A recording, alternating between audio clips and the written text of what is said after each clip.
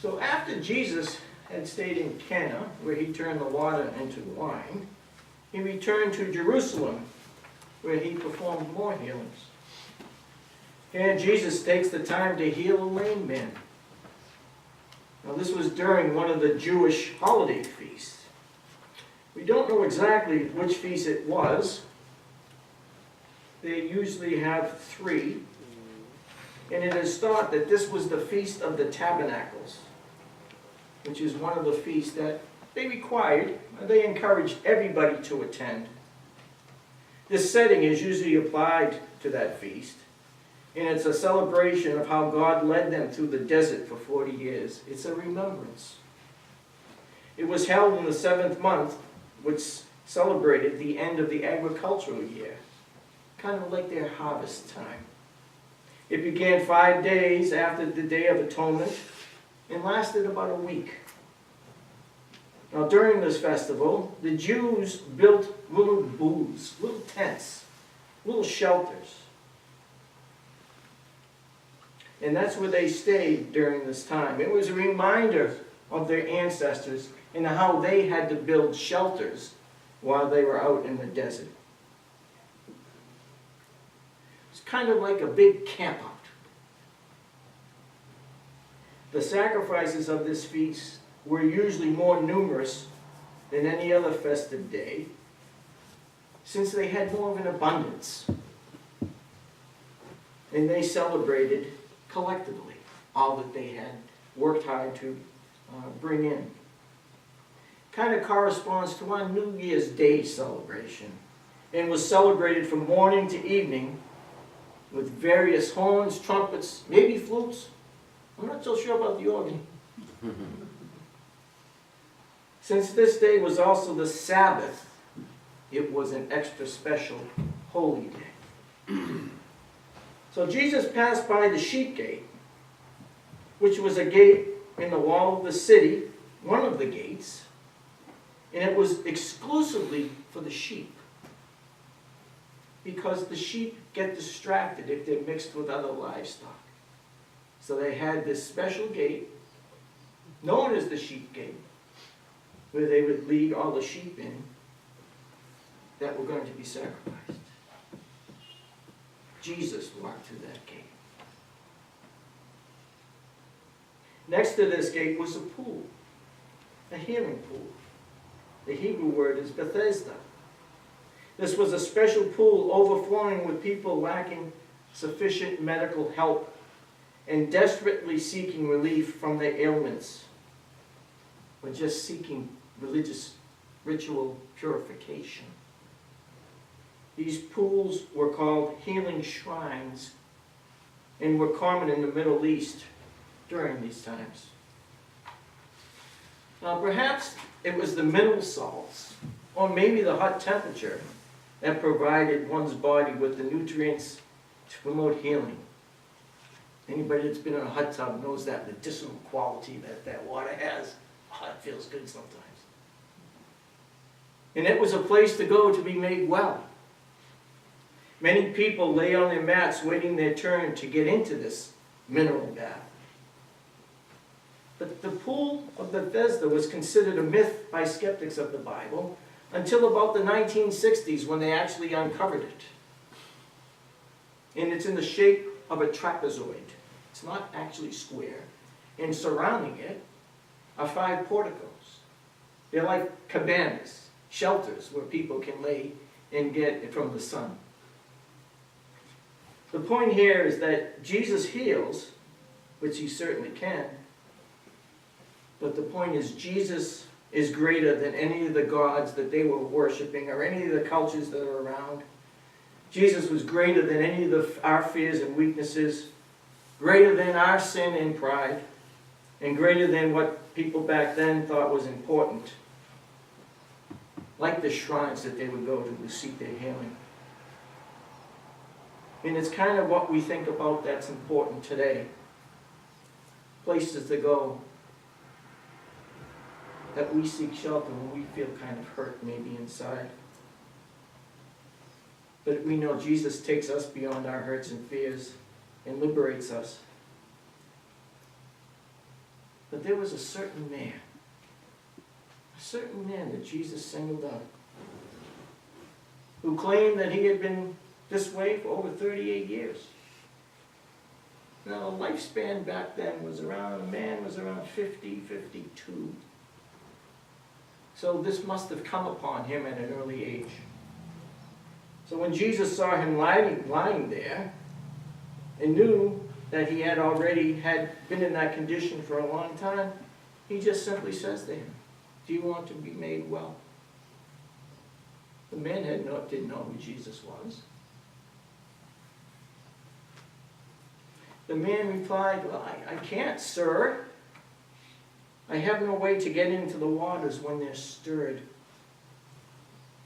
Now here's an interesting part. Not all Bibles have this, and it's not widely accepted, but in the NRSV, they make a little mention of what this being stirred refers to.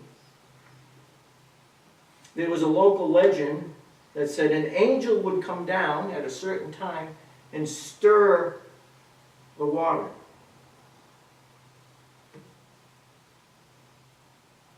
When the angel came down and stirred the water, the first person in was healed. The first person in was healed. Can you imagine that? Everybody's waiting around that pool to be the first one to get in after the angel stirred that water. That was the local legend. Then whoever stepped in first after the stirring of the water was made well of whatever disease that person had.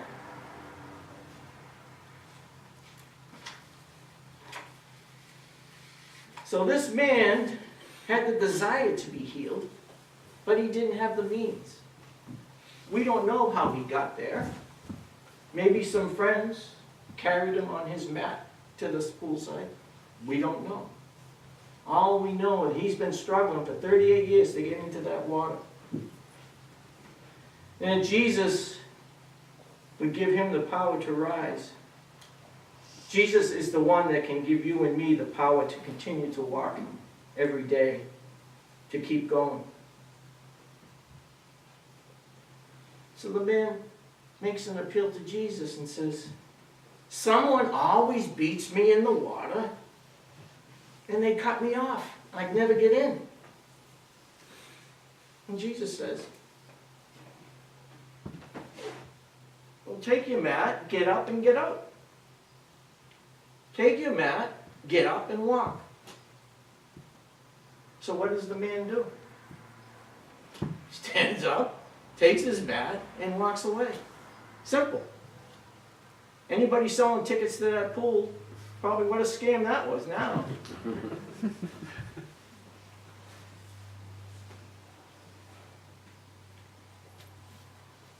So miracles are mainly meant to prove Christ's claims and lordship and his power to transform lives.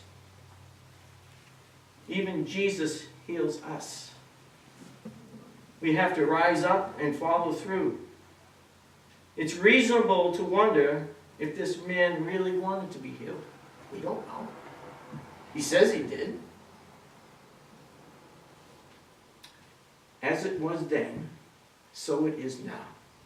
Do you ever see someone down around Mass Ave and Messina Boulevard selling flowers with a can, just looking for a handout, maybe not a hand?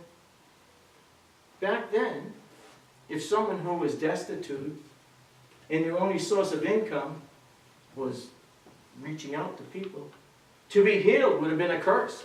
Because now what are they going to do? How are they going to make a living? Now they got to work. So it wasn't necessarily a gift to all who received it. I read in a commentary, it said, "An Eastern beggar often loses a good living by being cured of his disease." So the man was healed right away. He picked up his mat and did as Jesus summoned him to do. He just walked away.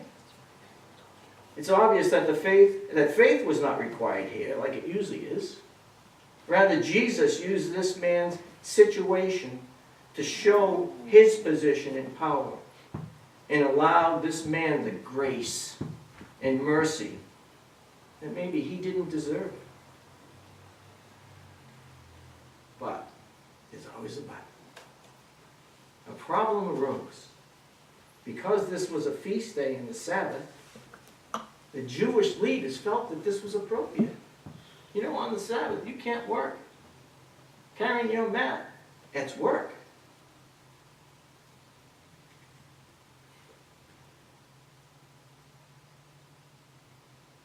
Because this was a feast day and the Sabbath, the Jewish leaders felt that this was just inappropriate. That's probably being very kind. They saw it as work and he said, you can't do this. It's even illegal to carry a mat. If the sick man had stayed on his mat, he would have had to hold on to his past identity and his problems. The mat would have become the chain to pull him back. Maybe back to despair. Maybe back to hopelessness. Maybe back to where he was comfortable. So the man says, well, the guy that healed me told me to take up my mat and walk. It's his fault. Now keep in mind, these aren't rules that the gods made. These are human rules. You can't work, you can't pick up your mat, that's work. So this made the leaders furious, and they demanded more information from the man. Who was this guy? What's he look like? What's his name? The man didn't know. Jesus had disappeared into the crowd after he healed this man. So as was their custom, everyone would stop by the temple. So the man had gone to the temple because it was required. Anyone who had been healed had to make a thanksgiving offering.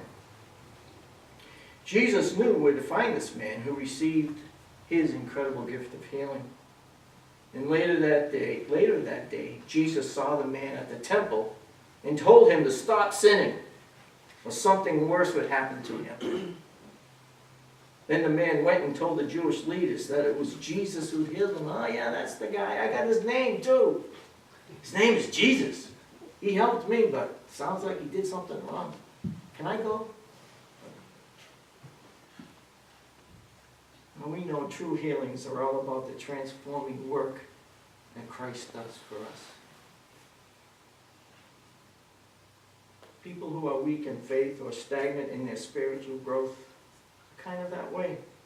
For the most part, because they do not want to receive divine help with their problems. They do not see God as the equipper and sustainer of their lives. They do not want to be helped out of their weakness.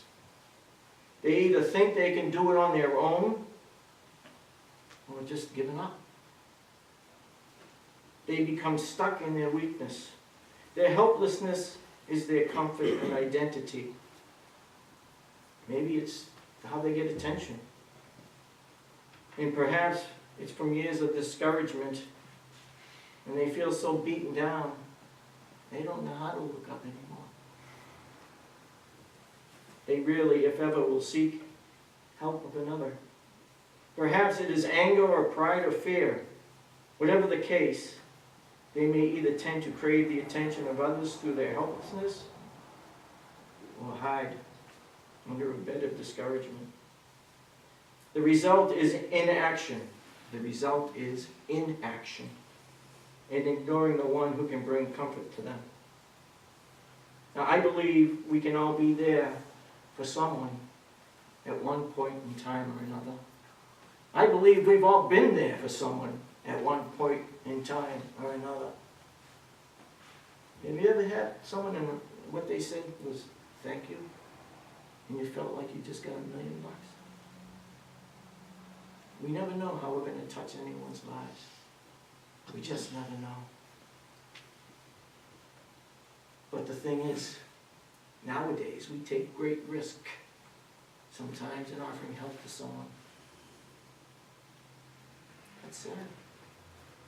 It's sad. There are so many people who need our help. So many people struggling with day-to-day life. I never realized how much help is required for someone struggling with a chronic illness. I never realized it until it's come home, into our home. My wife struggles with MS, secondary progressive. She's no healing, there's no cure, there's nothing. The sad part is I'm watching her kind of disintegrate. I don't mean it to sound that way, but that's what I'm witnessing. But her faith is so strong. Just before I go out the door, I give her a kiss goodbye, and she says to me, "John, remember," her name's Edna, and I say, "Okay, honey, what?" She says, "John, remember to leave room for the Spirit." She gave me her Spirit to give to you today. She sends her blessing. So there is something about fear and faith working together that intrigues me. It seems, at least in my life, that the times of greatest fear are the times when God is calling me to display my greatest faith. I wonder if God does this so that the attention and the glory will not be on me, but on Him who can do all things. Somehow, if I was able to easily accomplish what God asked me to do, or even to endure sometimes what God asks me, or maybe asks you to do, it doesn't make us important. It makes God important. We all know God is special. God's glory created the heavens and the earth. God really doesn't need us for anything. God chooses to use us simply to display His glory and honor. We can be called to God-sized tasks. God-sized tasks that require an increase in faith beyond what we have ever experienced previously. You ever had those moments? God called you out of the... It may be to move in some new area of our lives, or to simply remain patiently to wait for God to move again. Each new challenge nurtures my faith, kind of like a mother when she holds a newborn baby. Or a dad. We hold newborn babies too. What is God calling you to do today that is bigger than you? That in order to accomplish, it will require an even greater display of faith than you have ever displayed before. Is it to end a relationship with someone or something you know that is not honoring God and may be harmful to you or loved ones? Is it to begin a new chapter in your life or career? Is it to step out in faith into some opportunity to serve within your church or your community? God bless you, Boy Scouts. Keep going. You're a model to kids your age. Is it to forgive a person who hurt you? Or is it to seek forgiveness from someone? Or is it simply to trust in God with all that He has blessed upon you and me? Once you know God is calling you to do something and you become fearful, the question then is, well, what are you going to do about it? What are you going to do about it? Will you reside in fear or surrender by faith to God's plan for your life? What will you do?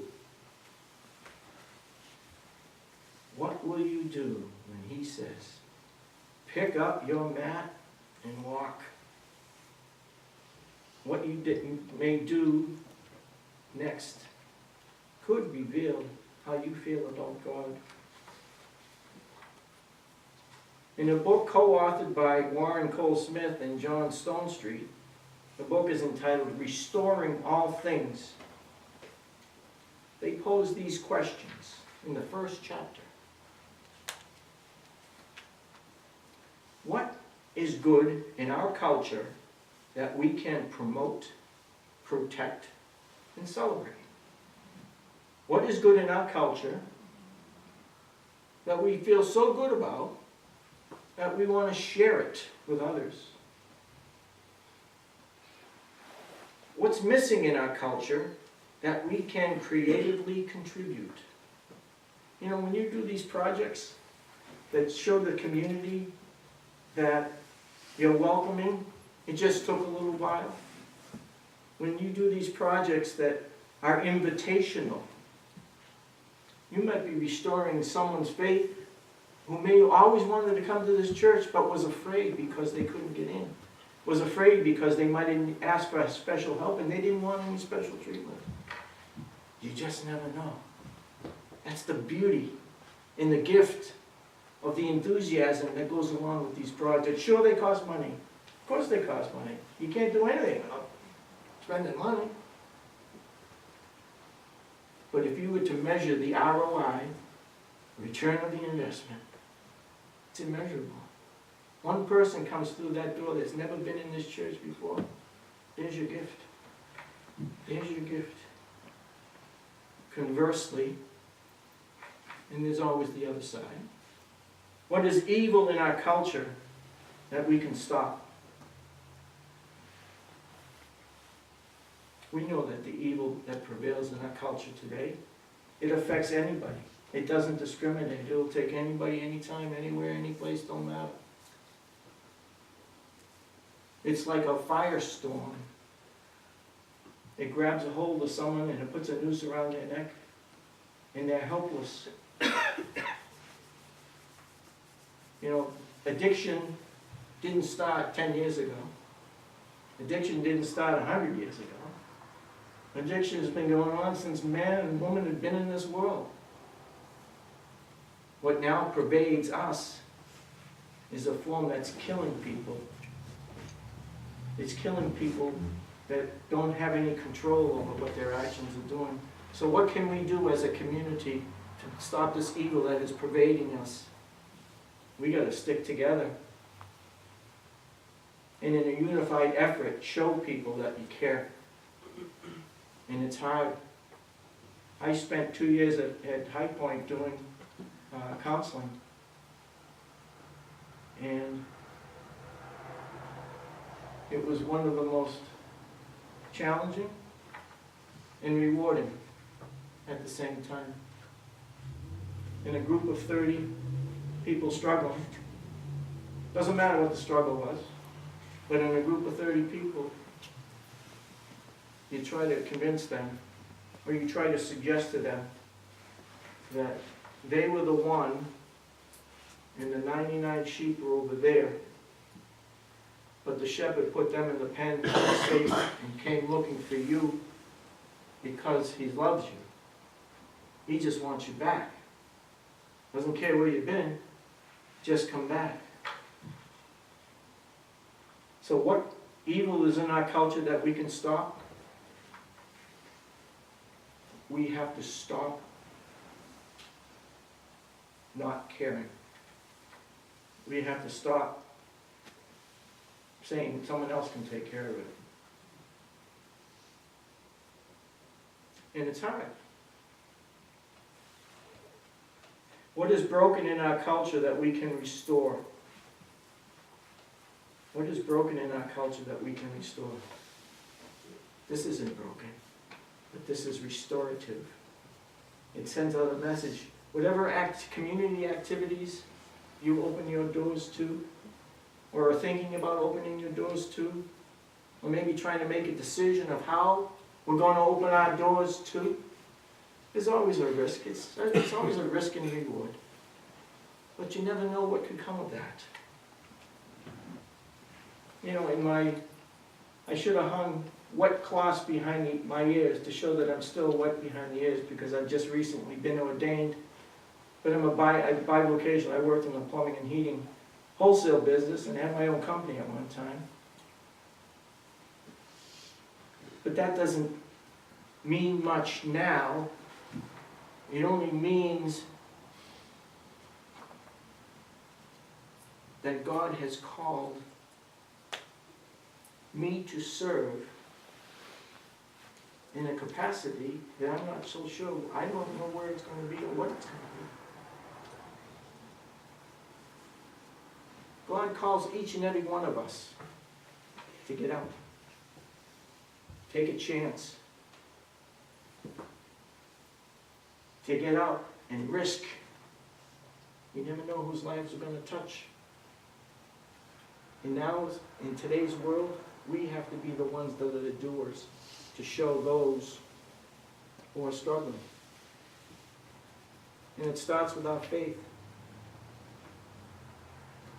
And the only way we can show our faith is by helping. By helping. We're an example. You're an example. Every day. I don't know what your favorite Christian hymn is.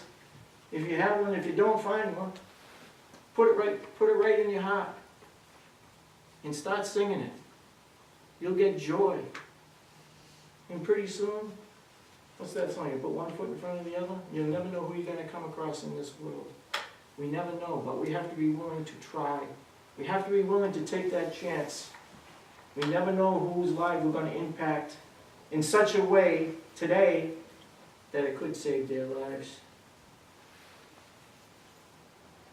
If you think of Matt as a metaphor, not the physical thing, think of it as a metaphor. What's holding you back? Fear. Fear is Fear is something that can cripple. When Jesus says to you, pick up your mat and walk, when he says to you, get up and get going, that might be the green light to inspire that whatever inside that you want to do, to go out and do it. Whatever it may be. It's important that we share not only the gospel, but it's important to share our humanness with people. Because God knows they could use it, but God knows we could use it too. Amen. Amen. Our closing hymn.